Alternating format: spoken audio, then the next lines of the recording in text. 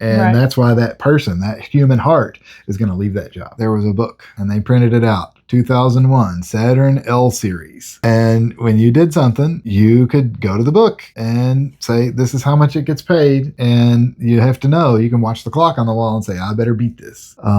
Today, I don't know if this is absolutely true in the way that I think that it is. There may be some validation and some real reason why labor times are changing after the car comes out and the labor time is originally published. But it might be a scam by the people who are writing the warranty. They might say, hey, I've got this many dollars to spend on this transmission repair and it's happening this often, so we can only afford to pay this many hours across the statistical average of when this failure is going to occur, so we don't lose money on our warranty. And that can be handled in real time, whereas back in the olden days, they used to watch a guy do the repair and they would watch another guy do the repair, and they would take an average of a bunch of different people's times and say, this is how long it takes a trained, competent individual to do this job. And they would print it in the book.